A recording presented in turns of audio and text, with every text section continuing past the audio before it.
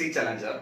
ഇന്നത്തെ ക്ലാസ്സിൽ നമ്മൾ കറണ്ട് അഫയേഴ്സ് 2021 ജനുവരി മാസത്തിലെ കാര്യങ്ങൾ തുടരുകയാണ്.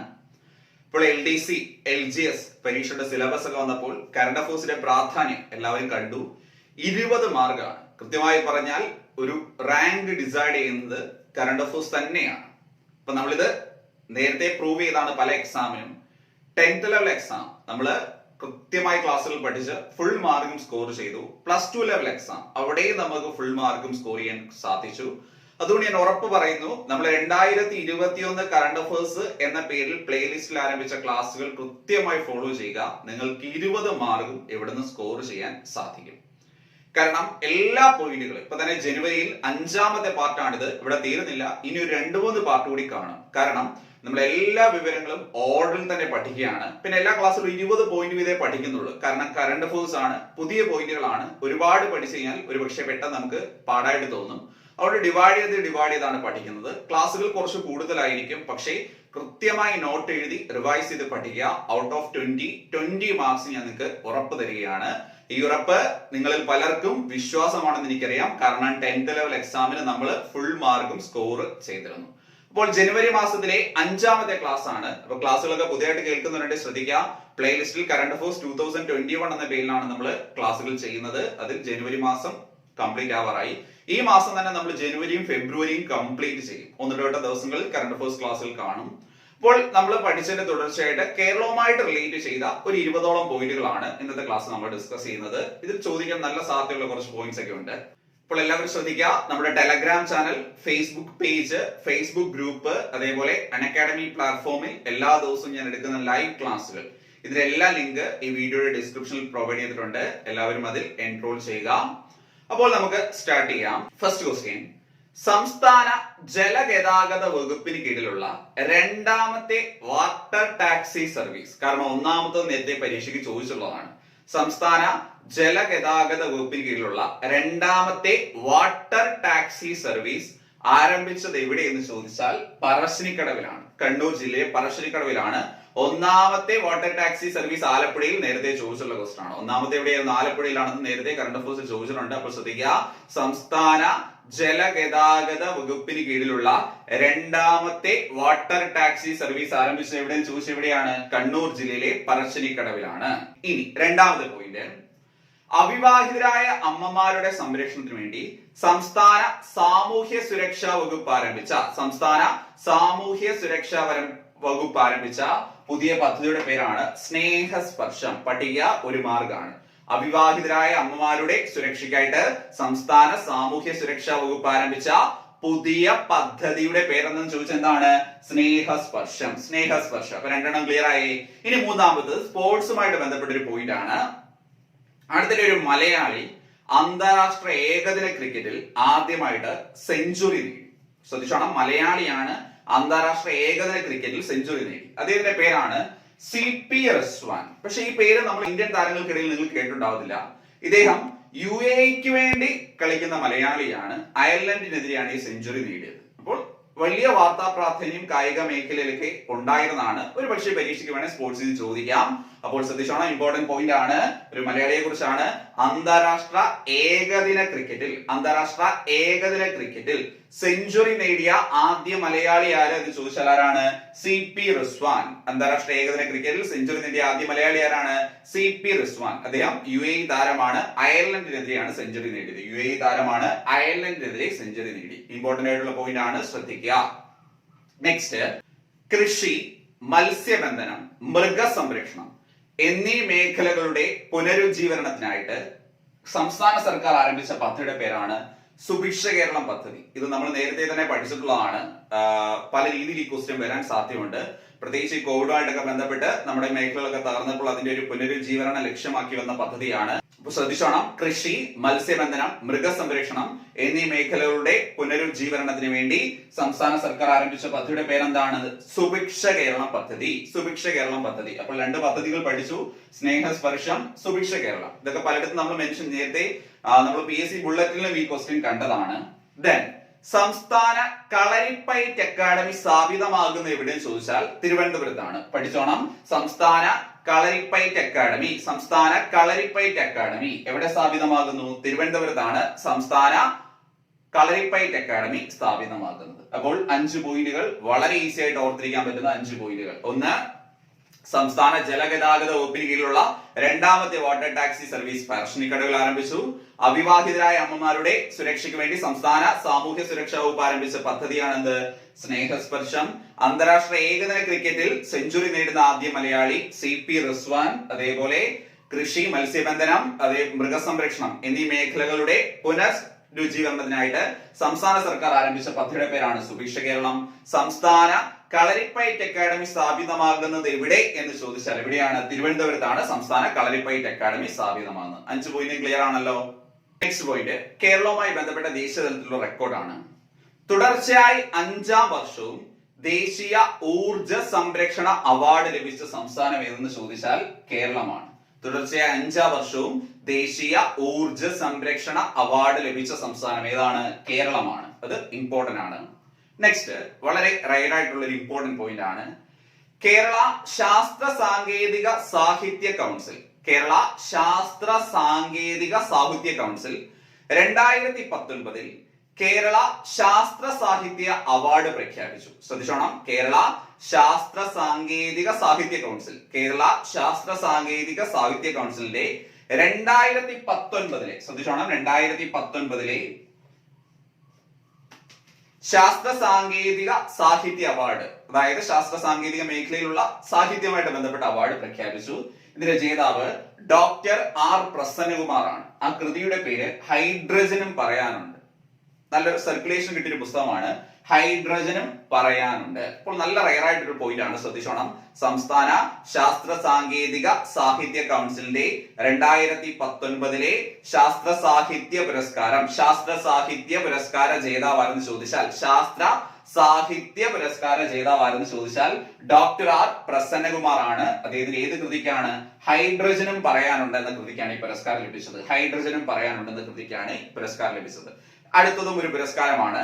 2021 ഉള്ളൂർ സ്മാരക സാഹിത്യ പുരസ്കാര ജേതാവ് സുനിൽ P ഇളയടം. ശ്രദ്ധിച്ചോണം. 2021 അവാർഡാണിത്. 2021 ഉള്ളൂർ സ്മാരക സാഹിത്യ പുരസ്കാര ജേതാവാരെന്ന് ചോദിച്ചാലാണ് സുനിൽ P ഇളയടമാണ് 2021 ഉള്ളൂർ സ്മാരക സാഹിത്യ പുരസ്കാര ജേതാവ്. പഠിച്ചോണം. നെക്സ്റ്റ് ചോദിക്കാൻ സാധ്യതയുള്ള നല്ലൊരു പോയിന്റ് ആണ്. പൈവളിക്കെ എന്ന പേരിൽ അടുത്തിടെ ഒരു സൗരോർജ പദ്ധതി, ഒരു മെഗാ സൗരോർജ പദ്ധതിയാണ് കേരളത്തിൽ ആരംഭിച്ചു. ഇത് ഏത് ജില്ലയിലാണെന്ന് ചോദിക്കാം. കാസർഗോഡ് ജില്ലയിലാണ്. പൈവളിക്കെ എന്ന പേരിൽ അടുത്തിടെ ഒരു സൗരോർജ പദ്ധതി ആരംഭിച്ചത് ഏത് ജില്ലയിൽ ചോദിച്ചാൽ ഏത് ജില്ലയിലാണ്? കാസർഗോഡ് ജില്ലയിലാണ്. നിലവിൽ കേരളത്തിൽ ഏറ്റവും കൂടുതൽ സൗരോർജ ഉൽപാദനം എന്ന റെക്കോർഡ് തന്നെ കാസർഗോഡ് ജില്ലയ്ക്കാണ് ഉള്ളത്. അത് ശ്രദ്ധിച്ചോണം. അപ്പോൾ വേണേ പരീക്ഷയ്ക്ക് ചോദിക്കാം. അടുത്തിടെ പൈവളിക്കെ സൗരോർജ പദ്ധതി ആരംഭിച്ചത്, ആ പേര് കേൾക്കുമ്പോൾ തന്നെ നമുക്കറിയാം അങ്ങനെയുള്ള സ്ഥലങ്ങളൊക്കെ കാസർഗോഡ് ആണെന്ന്. ഏത് ജില്ലയിലാണെന്ന് ചോദിച്ചാൽ ഏത് ജില്ലയിലാണ്? കാസർഗോഡ് ജില്ലയിലാണ്. അപ്പൊ ഇവിടെ പറഞ്ഞ പോയിന്റുകളെല്ലാം ക്ലിയർ ആയല്ലോ. കൃത്യമായി പഠിച്ചോണം. ഞാൻ നേരത്തെ പറഞ്ഞിട്ടുണ്ട്, നോട്ട് എഴുതി തന്നെ പോകുക. ഇത് 5ാമത്തെ ക്ലാസ് ആണ്. ജനുവരിയിൽ 5ാമത്തെ ക്ലാസ് ആണ്. ഇപ്പൊ തന്നെ 80 പോയിന്റുകളും ആയിട്ടുണ്ട്. ഇങ്ങനെ പഠിക്കുന്നതിന്റെ ഉദ്ദേശം എന്താണെന്ന് മനസ്സിലായല്ലോ. ഫുൾ മാർക്ക് സ്കോർ ചെയ്യുക. ക്വസ്റ്റ്യൻ ടഫ് ആണെങ്കിലും സിമ്പിൾ ആണെങ്കിലും ഫുൾ മാർക്ക് നിങ്ങൾക്ക് കിട്ടുക എന്ന ലക്ഷ്യത്തോടെയാണ് നമ്മൾ എല്ലാ പോയിന്റുകളും ഇൻക്ലൂഡ് ചെയ്ത് പോകുന്നത്. അപ്പൊ ഇത്ര എല്ലാവർക്കും ഓക്കെ ആണല്ലോ. നെക്സ്റ്റ് പോയിന്റ്, ശുദ്ധമായ കുടിവെള്ളം കുറഞ്ഞ നിരക്കിൽ ലഭ്യമാക്കുന്നതിന് വേണ്ടി സംസ്ഥാന സർക്കാർ ആരംഭിച്ച കുപ്പിവെള്ള ബ്രാൻഡിന്റെ പേരാണ് ഹില്ലി അക്വ. ശ്രദ്ധിച്ചോണം. ശുദ്ധമായ കുടിവെള്ളം കുറഞ്ഞ നിരക്കിൽ ലഭ്യമാക്കുന്നതിന് വേണ്ടി സംസ്ഥാന സർക്കാർ ആരംഭിച്ച കുടിവെള്ള ബ്രാൻഡിന്റെ പേരാണെന്ത്? Hilly aqua. ദെൻ പ്രവാസികളുടെ സുരക്ഷയ്ക്കായി, അതായത് കേരളത്തിൽ നിന്ന് വിദേശത്ത് താമസിക്കുന്ന വ്യക്തികളുടെ പ്രവാസികളുടെ സുരക്ഷയ്ക്കായിട്ട് നോർക്ക റൂട്ട്സ് അടുത്തിടെ ആരംഭിച്ച പദ്ധതിയുടെ പേരാണ് പ്രവാസി രക്ഷ. സംസ്ഥാന സർക്കാരിന് കീഴിലുള്ള നോർക്ക റൂട്ട്സ് പ്രവാസികളുടെ സുരക്ഷയ്ക്കായി അടുത്തിടെ ആരംഭിച്ച പദ്ധതിയുടെ പേരാണെന്ത്? പ്രവാസി രക്ഷ. നെക്സ്റ്റ് പോയിന്റ് ശ്രദ്ധിച്ചോണം.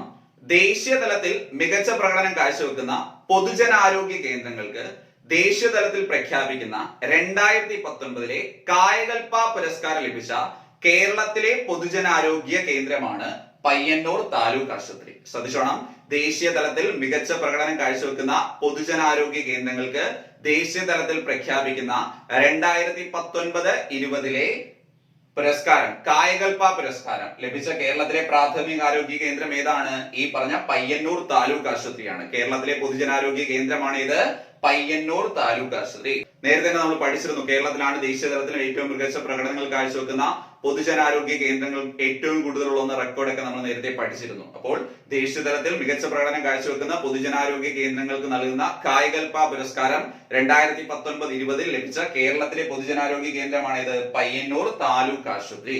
നെക്സ്റ്റ് ഒരു അപ്പോയിന്റ്മെന്റ് ആണ്. അടുത്തിടെ കേരള ഉപലോകായുക്തയായി അപ്പോയിന്റ് ചെയ്യപ്പെട്ട വ്യക്തിയാണ് ജസ്റ്റിസ് ഹാറൂൺ അൽ റഷീദ്. ശ്രദ്ധിച്ചോണം, ജസ്റ്റിസ് ഹാറൂൺ അൽ റഷീദ് കേരളത്തിന്റെ ഉപലോകായുക്തയായി അടുത്തിടെ അപ്പോയിന്റ് ചെയ്യപ്പെട്ട വ്യക്തി ആരെന്ന് ചോദിച്ചാലാണ്. കേരളത്തിന്റെ ഉപലോകായുക്തയായി അടുത്തിടെ അപ്പോയിന്റ് ചെയ്യപ്പെട്ട വ്യക്തി ആരെന്ന് ചോദിച്ചാലാണ് ജസ്റ്റിസ് ഹാറൂൺ അൽ റഷീദ്. ജസ്റ്റിസ് ഹാറൂൺ അൽ റഷീദ് ഇമ്പോർട്ടന്റ് ആയിട്ടുള്ള പോയിന്റ് ആണ്. ദെൻ ശ്രദ്ധിച്ചോണം, 2020 ക്രിക്കറ്റിൽ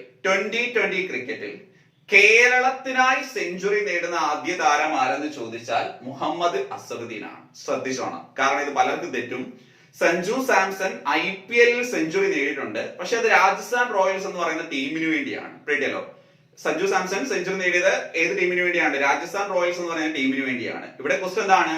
2020 ക്രിക്കറ്റിൽ കേരളത്തിനായി സെഞ്ചുറി നേടുന്ന ആദ്യ താരം ആര് എന്ന് ചോദിച്ചാൽ മുഹമ്മദ് അസറുദ്ദീനാണ്. അത് പഠിച്ചോണം, 2020 ക്രിക്കറ്റിൽ കേരളത്തിനായി സെഞ്ചുറി നേടുന്ന ആദ്യ താരം ആരാണ്? മുഹമ്മദ് അസറുദ്ദീനാണ്. അത് ഇമ്പോർട്ടന്റ് ആണ്. നെക്സ്റ്റ് പോയിന്റ്, അടുത്തിടെ തോണിക്കടവ് ടൂറിസം പദ്ധതി. ശ്രദ്ധിച്ചോണം, അടുത്തിടെ തോണിക്കടവ് ടൂറിസം പദ്ധതി ആരംഭിച്ചത് ഏത് ജില്ലയിലാണെന്ന് ചോദിച്ചാൽ കോഴിക്കോട് ജില്ലയിലാണ്. ഇമ്പോർട്ടന്റ് ആയിട്ടുള്ള പോയിന്റ് ആണ്. അടുത്തിടെ തോണിക്കടവ് ടൂറിസം പദ്ധതി ആരംഭിച്ചത് ഏത് ജില്ലയിലാണെന്ന് ചോദിച്ചാൽ ഏത് ജില്ലയിലാണ്? കോഴിക്കോട് ജില്ലയിലാണ് അടുത്തിടെ തോണിക്കടവ് ടൂറിസം പദ്ധതി ആരംഭിച്ചത്. അത് ശ്രദ്ധിക്കേണ്ട പോയിന്റ് ആണ്. then നമുക്കറിയാം കേരളത്തിലെ ആദ്യത്തെ സോളാർ ബോട്ടിനെ കുറിച്ച്. ആദിത്യ വൈക്കത്തിനും ദുണക്കടവിനും ഇടയ്ക്ക് സഞ്ചരിക്കുന്ന ആദിത്യയാണ്. അപ്പൊ ഇതുമായിട്ട് ബന്ധപ്പെടുത്തി കേരളത്തിൽ ആദ്യമായിട്ട് സോളാർ ഇലക്ട്രിക് റോൾ ഓഫ് സേവനം എസ്റ്റാബ്ലിഷ് ചെയ്തു, അല്ലെങ്കിൽ അതിന്റെ പണി ആരംഭിച്ചിട്ടുണ്ട്. ഇത് ഇന്ത്യയിൽ തന്നെ ആദ്യമായിട്ടാണ് സ്റ്റാർട്ട് ചെയ്യുന്നത്. അപ്പോൾ വേണമെങ്കിൽ ചോദിക്കാം, ഇന്ത്യയിൽ ആദ്യമായി സോളാർ ഇലക്ട്രിക് റോറോ സേവനം ആരംഭിച്ച സംസ്ഥാനം ഏതെന്ന് ചോദിച്ചാൽ ഏതാണ്? കേരളമാണ്. ചരക്ക് നീക്കത്തിന് വേണ്ടി ഈ പറഞ്ഞ ആദിത്യ ബോട്ടിന്റെ സഹായത്തോടെ ആ ഒരു പാത്തിൽ നമ്മൾ റോൾ ഓഫ് കാർഗോ സർവീസ് ഒക്കെ സ്റ്റാർട്ട് ചെയ്യാനുള്ള പദ്ധതിയുണ്ട്. ഇതിനെയാണ് സോളാർ ഇലക്ട്രിക് റോറോ സേവനം എന്ന് പറയുന്നത്. അപ്പോൾ ശ്രദ്ധിച്ചോണം, ക്വസ്റ്റ്യൻ ഇങ്ങനെയാവും, ഇന്ത്യയിൽ ആദ്യമായി സോളാർ ഇലക്ട്രിക് റോറോ സേവനം ആരംഭിച്ച സംസ്ഥാനം ഏതെന്ന് ചോദിച്ചാൽ, ഇന്ത്യയിൽ ആദ്യമായി സോളാർ ഇലക്ട്രിക് റോറോ സേവനം ആരംഭിച്ച സംസ്ഥാനം ഏതെന്ന് ചോദിച്ചാൽ ഏതാണ് ശരി ഉത്തരം? കേരളമാണ് ശരി ഉത്തരം. പഠിച്ചോണം. ദെൻ അടുത്തിടെ നമ്മൾ വാർത്തകളിലൊക്കെ കണ്ടൊരു കാര്യമാണ്, കേരളത്തിൽ കുറുക്കന്മാരുടെ എണ്ണം കുറയുന്നു എന്ന് പറഞ്ഞു. അതായത് മയിലുകളുടെ എണ്ണം കൂടുന്നു. അപ്പൊ മയിലുകൾ കുട്ടിക്കാട്ടിൽ പോയിട്ട് കുറുക്കന്മാരുടെ മുട്ടയൊക്കെ നശിപ്പിക്കുന്നു പറഞ്ഞ് വലിയൊരു പഠനം ഉണ്ടായിരുന്നു. അപ്പോ കേരളത്തിലെ കുറുക്കന്മാരുടെ ഈ വംശനാശത്തെ കുറിച്ച് അടുത്തിടെ പഠനം ആരംഭിച്ച ഒരു സംഘടനയുണ്ട്. അതിന്റെ പേരാണ് Aryanayakam nature foundation. Aryanayakam nature foundation important ആണ്. സംസ്ഥാനത്തെ കുറുക്കന്മാരുടെ എണ്ണത്തിലുണ്ടാവുന്ന കുറവ് അല്ലെങ്കിൽ വംശനാശത്തെ കുറിച്ച് പഠനം ആരംഭിച്ച സംഘടന എന്ന് ചോദിച്ചതാണ് ആരണ്യകം നേച്ചർ ഫൗണ്ടേഷൻ ആണ്. Aryanayakam nature foundation. നെക്സ്റ്റ് വീണ്ടും ഒരു അവാർഡാണ്.